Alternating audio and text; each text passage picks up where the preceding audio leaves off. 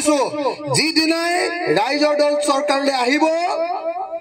চিৰদিনৰ কাৰণে 5 বছৰৰ ভিতৰত কোন বিদেশী কোন স্বদেশী উলিয়াই দিম আৰু যিবিলাক অসমৰ মানুহ তেওঁলোকক সকলোকে এখন এখন কাৰ্ড দি দিম তেওঁলোক অসমত থাকিব আৰু যদি কোনোবা বিদেশী আছে অসমৰ পৰা যাব কিন্তু সদায় বিদেশী স্বদেশী কাজিয়া লগাই হিন্দু মুছলমান বঙালী অসমীয়া কাজিয়া লগাই থাকিবলৈ অসমত নিদিও ডি ভোটাৰ কৰি বেংগলী মানুহক দৌৰাই দৌৰাই মাথা নষ্ট কৰি দিছে হয় না ডি ভোটাৰ কৰি বেংগলী মানুহক দৌৰাই নষ্ট কৰি দিছে নে নাই মই আপোনালোকক খাটাংকে কৈ দিছো আমাক এবাৰ 5 বছৰৰ কাৰণে দিয়ক 5 বছৰৰ ভিতৰত সব সিজিল কৰি দিব সব সিজিল 2 নম্বৰ যদি আপোনালোকে মই আকৌ কৈছো যে যদি আপোনালোকে মোক যদি আমাৰ ৰাইজৰ দলক যদি ভোট দিয়ে তিনটা কাম কৰি দিম এক স্বদেশী বিলাক সবকে ইয়াত ভালকে থকাৰ ব্যৱস্থা কৰি দিম বিদেশী বিলাকক অসমৰ বাহিৰ কৰি দিম নাম্বাৰ 1 নাম্বাৰ 2 মই অসমৰ প্ৰত্যেক ঘৰ মানুহৰ পথাৰত কি দিম শুনি লওক দেই 1 নম্বৰ অসমৰ মানুহ যদি আছে কোনোবাই যদি মাটি দখল কৰি আছে ভোগ দখল বুলি কওঁ আমি ভোগ দখল কৰি থকা মানুহক যদি মই চৰকাৰলৈ আহো ৰাইজৰ দল যদি শাসনৰ অংশীদাৰ হয় লগে এবছৰৰ ভিতৰতে ভোগ দখল কৰি থকা সব মানুহক 1 টকাও প্ৰিমিয়াম নিদিয়াকে বিনামূলীয়াকে মাটিৰ পট্টা দি দিয়া হ'ব ম্যাদী পট্টা সবকে মই শুনিছো যে ইয়াত উচ্ছেদ হোৱা মানুহ আহিছে কোনোবাই উচ্ছেদ হোৱা মানুহ আহিছে নেকি কোনোবা মই শুনিছো যে ইয়াত উচ্ছেদ হোৱা মানুহ আহিছে এভিকশন কৰিছে চৰকাৰে মই তেওঁলোককো বুকু ডাঠ কৰি কৈছো আপোনালোকে হিমন্ত বিশ্ব শৰ্মাক এইবোৰ সব টিভিত ওলাই আছে হিমন্ত বিশ্ব শৰ্মাক মই বুকু ডাঠ কৰি কৈছো যিদিনা আমি শাসনলৈ আহিম সেইদিনাই অসমৰ মানুহে খেতিয়ক মানুহে যি মাটি দখল কৰি আছে সেই মাটিৰ পট্টা দি দিয়া হ'ব ম্যাদী পট্টা মিচিঙেও পাব বড়োও পাব বেংগলীও পাব আহোমেও পাব কলিতাই পাব কুচেও পাব সবে পাব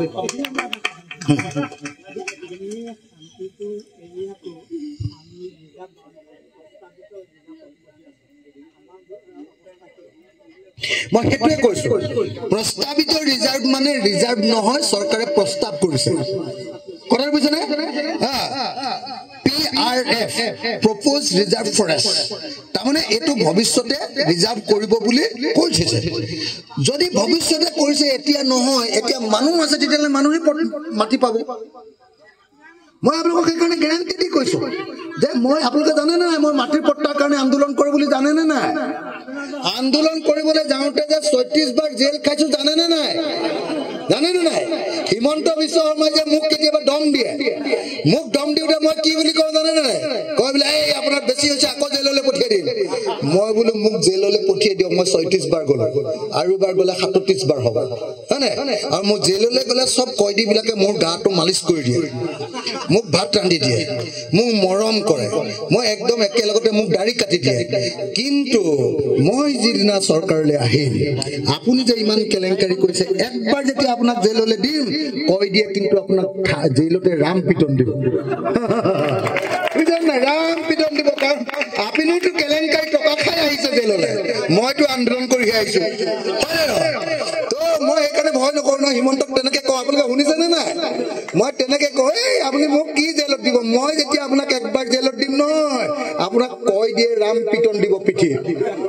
মোক আকৌ কৈ দিয়ে আকৌ মালিচে দিব বুঝেন না এখানে মই কেতিয়াও হিমন্ত কেয়াৰ নকৰো কিমান দমত কওঁ দেখিছে নে নাই সঁচাকে দেখিছে নে নাই সেইকাৰণে মই আপোনালোকক কৈছো যদি ৰাইজৰ দল চৰকাৰলৈ আহে কৃষি ক্ষেত্ৰৰ বৈপ্লৱিক পৰিৱৰ্তন কৰিব মানে কি যিমান মানুহে মাটি দখল কৰি আছে বেংগলী মানুহে দখল কৰি আছে পট্টা দিয়া হ'ব বুঝেনে চাহ বাগানৰ মানুহে দখল কৰি আছে পট্টা দিয়া হ'ব যদি ভাৰতীয় মানুহ হয় অসমীয়া মানুহ হয় তেওঁলোকক পট্টা দি দিয়া হ'ব সবকে বড়ো মানুহ পট্টা 1 টকা দিব নালাগে চৰকাৰক মিচিং মানুহ পট্টা কলিতা মানুহ পট্টা ব্ৰাহ্মণ মানুহ পট্টা আহোম মানুহ পট্টা চুতীয়া মানুহ পট্টা যি জাতিৰ মানুহ আছে সবকে পট্টা দিয়া হ'ব 2 অসমৰ সব পথাৰখিনি বানপানীৰ পৰা ৰখা হ'ব প্ৰটেকশন দিয়া হ'ব বানপানী হ'বলৈ নিদিয়ে তিনি অসমৰ সব পথাৰতে ওচৰতে থকা নদী বা তলৰ পৰা পাম লগাই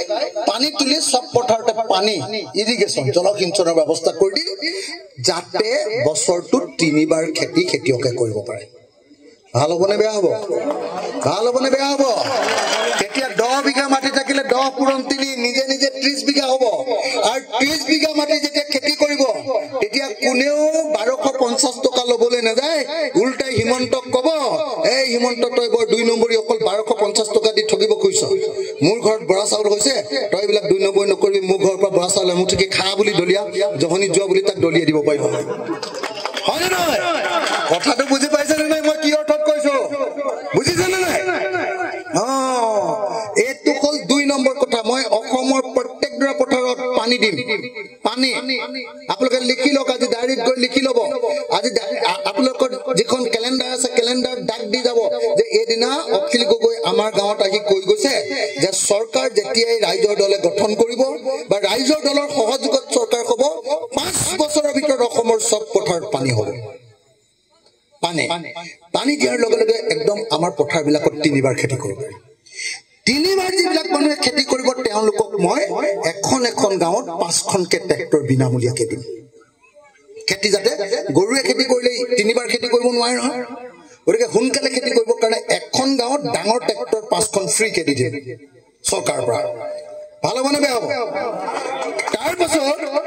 বিনামূলীয়া বীজ দি দিম বিনামূলীয়া বীজটো কেলে দিম জানেনে নহ'লে আমাৰ এতিয়া যিবিলাক বীজ এইবিলাক বহুত দিন লাগে খেতি কৰোঁতে অলপ সোনকালে হোৱা বীজবিলাক দিম বীজ দিম বিনামূলীয়াকে আপোনালোকক সাৰ দিম সাৰ মেনিয়ৰ আপোনালোকক সাৰ দিম বিনামূলীয়াকে আৰু কি দিম জানেনে নাই যি মানুহে 3 বাৰ খেতি কৰিব তেওঁলোকক খাজনাও ফ্ৰী কৰি দিম ভাল হ'বনে বেয়া হ'ব কিন্তু খাজনা ফ্ৰী কৰি দিলেও এটা বস্তু মনত ৰাখিব যি খেতি নকৰি পথাৰ এনে পেলাই থব তাৰ আকৌ খাজনা 3 গুণ বঢ়াইহে দিব ভাল হ'বনে বেয়া হ'ব সঁচাকে কওক ভাল হ'বনে বেয়া হ'ব পথাৰ পেলাই থবলৈ নিদিওঁ চবে খেতি কৰিব লাগিব আৰু যেতিয়া খেতিটো কৰিলে যেতিয়া বস্তুটো উৎপাদন হয়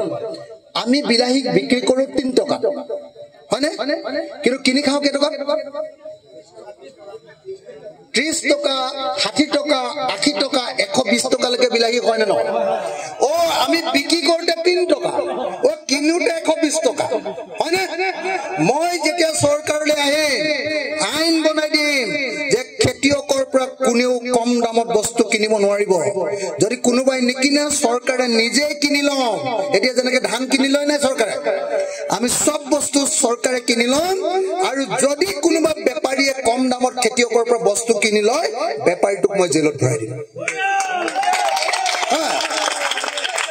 আৰু আপোনালোকৰ পৰা যে বিলাহী কিনি লম মই কি কৰিম বিলাহী কিনি লৈ আপোনালোকৰ ঘৰৰ ওচৰতে এটা গুদাম খুলিম সেই গুদাম এটো কোল্ড ষ্টৰেজ বুলি কয় সেই গুদামতে আপোনালোকৰ বিলাহীবিলাক জমা ৰাখিম যেতিয়া বেংগলোৰত বিলাহীৰ দাম উঠিব তেতিয়া ইয়াৰ পৰা একটা বিলাহী বেংগলোৰলৈ পঠিয়াই দিম দামটো আপোনালোকে বেছিকে পাব আৰু যদি এবাৰ বোলে বিলাহীৰ দামেই নুঠিলে দামটো কম তেতিয়াহ'লে কি কৰিম আপোনালোকৰ গাঁৱতে এটা ফেক্টৰী দি সৰু মেচিন এটা দি তাৰ পৰা কি কৰিম বিলাহীৰ পৰা চচ বনাম কি চচ কিহত খায় চাওমিনৰ লগত চচ খায় নে নাই জেলি বনাম টক বনাম আচাৰ বনাম ভাল হ'বনে বেয়া হ'ব আৰু এই যে চচ বনাবৰ কাৰণে যিটো মেচিন থাকিব সেই মেচিনত কি কৰিম আপোনালোকৰ গাঁৱৰ মানুহবিলাকক কাম দিম গাঁৱৰ কোনো ল'ৰাই বেংগলোৰত গৈ চিকিউৰিটি গাৰ্ড কৰিব নালাগে নিজৰ গাঁৱতে তেওঁক কাম দিয়া হ'ব এদিনত 1000 টকা দৰমহা ভাল হ'বনে বেয়া হ'ব ভাল হ'বনে বেয়া হ'ব ভাল হ'বনে বেয়া হ'ব মই সঁচাকে কৈছো আপোনালোকে কংগ্ৰেছকো দি চালে বিজেপিকো দি চালে এজিপিকো দি চালে জনতাকো দি চালে সিপিআই সিপিএমকো শাসন কৰিবলৈ দি চালে এবাৰ ৰাইজৰ দলক অখিল গগৈক এবাৰ চান্স দিয়ক মই যদি অসমৰ প্ৰত্যেকজন মাতৃ আৰু পিতৃৰ ভাগ্য যদি বদলাব নোৱাৰো তেতিয়াহ'লে মোৰ নাম নাই মোৰ লগত আকৌ জাতি পাতি নাই কোন জাতি হওক কোন জাতি নহওক কথা নাই মই সবকে ভাল পাওঁ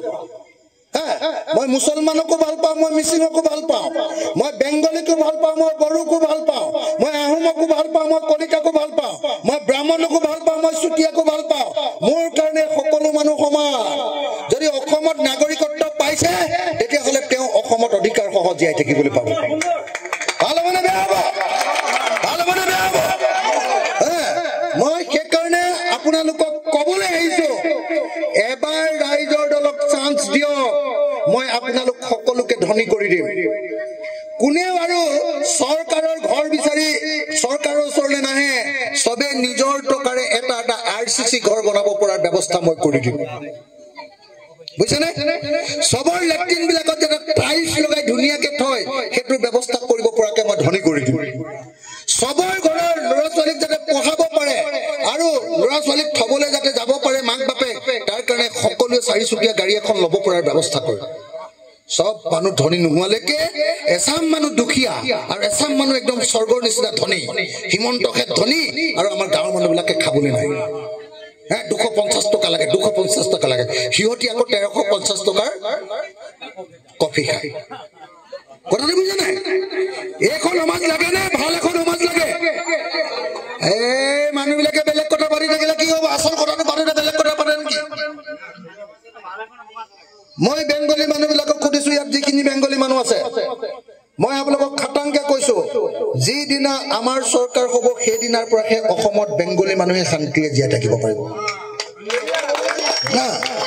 মই খাটাংকে কৈছো, কাৰণ মই সকলোকে সমান দেখো।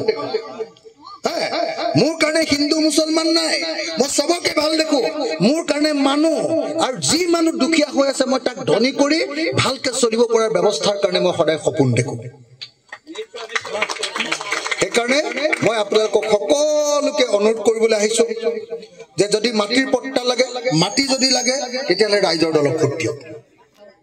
যদি চাকৰি লাগে তেতিয়াহ'লে ৰাইজৰ দলক ভোট দিয়ক। যদি পথাৰত পানী লাগে ৰাইজৰ দলক ভোট দিয়ক। আৰু যদি আপোনালোকক 250 টকাৰ বৃদ্ধ পেঞ্চন লাগে তেতিয়াহ'লে বিজেপিক ভোট দিয়ক। আৰু অকল যদি আপোনালোকক 1250 টকাৰ অৰুণোদয়হে লাগে আৰু একো নালাগে পৃথিৱীত, অকল সদায় দুখীয়া হৈ থাকিবলৈ মন গৈ আছে, তেতিয়াহ'লে আপোনালোকে বিজেপিক ভোট দিয়ক। আৰু যদি বেয়া পাব কথাটো ক'লে, তথাপি কৈছো, আৰু যদি আঁঠুৱা কম্বল আৰু সূতা লাগে তেতিয়াহ'লে কংগ্ৰেছক ভোট দিয়ক। মই মানে আজিকালি কংগ্ৰেছক ইমান গালি নাপাৰো, কাৰণ বিজেপিক খেলিবৰ কাৰণে কংগ্ৰেছৰ লগত বন্ধু কৰিছো, বুজিছে নে নাই? সেইকাৰণে মই লাহেকে কৈছো আৰু নুশুনাকে। কথাটো বুজিছে নাই? ৰাইজৰ দলক ভোট দিলে পাব কি? একদম সব মানুহে সমান থকা এখন অসম। ৰাইজৰ দলক ভোট দিলে পাব কি? সকলোৰে পথাৰত পানী আৰু সকলো মানুহে খেতি কৰি বজাৰলৈ নিব পৰাৰ ব্যৱস্থা। আৰু ৰাইজৰ দলক ভোট দিলে পাব কি? প্ৰত্যেক ঘৰ মানুহৰ মতা মাইকী চবে কাম কৰাৰ সুবিধা পাব, সকলোৱে যাতে এদিনত 1000 টকা ইনকাম কৰিব পাৰে তাৰ ব্যৱস্থা কৰা হ'ব। আৰু যদি কংগ্ৰেছক ভোট দিয়ে, আঁঠুৱা সূতা কম্বল, হয়নে? মনত আছে নে নাই? আৰু যদি বিজেপিক ভোট দিয়ে কি পাব? অৰুণোদয় আৰু 250 টকাৰ বৃদ্ধ পেঞ্চন। হয় নে নহয়? তো গতিকে আপোনালোকে ভাবি চিন্তি সিদ্ধান্ত ল'ব, আমি ধেমাজিত এইবাৰ ৰাইজৰ দলে ইলেকশ্যন খেলিম। পৃথিৱীখন লুটি খাই গলেও এইবাৰ ধেমাজিত ইলেকশ্যন আমি খেলিম। আৰু আপোনালোকক এইবাৰ মই চাম, আপোনালোকে ধনী হবৰ কাৰণে ভোট দিব নে আপোনালোকে আঁঠুৱা কম্বল সূতাৰ কাৰণে ভোট দিব নে 250 টকাৰ বৃদ্ধ পেঞ্চনৰ কাৰণে ভোট দিব? নিজে সিদ্ধান্ত ল'ব। মই এইখিনি কথা কৈয়ে আপোনালোক সকলো, মোৰ দেউতা, মোৰ মা, মোৰ খুৰীদেউ, মোৰ দদাইদেউ সকলোকে, মোৰ ককাইদেউ, মোৰ নবৌ সকলোকে মই আপোনালোক আৰু মোৰ ভাই ভণ্টি সকল যিমান আছে সকলোকে মোৰ কৃতজ্ঞতা জনাইছো। ইমানখিনি সময় এইখিনি কথা শুনাৰ কাৰণে সকলোকে মোৰ নমস্কাৰ জনাইছো, সকলোকে মোৰ সেৱা জনাইছো, সকলোকে মোৰ সালাম জনাইছো। আৰু আশা কৰিম যে অসমৰ সব জাতিৰ মানুহ, বড়ো, মিচিং, আদিবাসী, বাঙালী, কলিতা, চুতীয়া, আহোম, ব্ৰাহ্মণ সকলো মানুহ যাতে আমি মিলি থাকিব পাৰো আৰু সঁচা সঁচিকে যাতে আমি প্ৰত্যেক ঘৰ মানুহকে ধনী কৰিব পাৰো তাৰ কাৰণে আহক আমি সকলোৱে মিলি এবাৰ এটা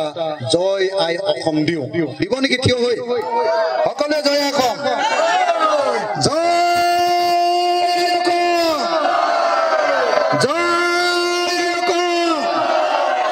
অসমৰ সকলো জাতি এক হওক অসমৰ সকলো জাতি এক হওক অসমৰ সকলো জাতি এক হওক অসমৰ সকলো ৰাইজ এক হওক ইনকালাব জিন্দাবাদ ইনকালাব জিন্দাবাদ ইনকালাব জিন্দাবাদ ধন্যবাদ জয় অসম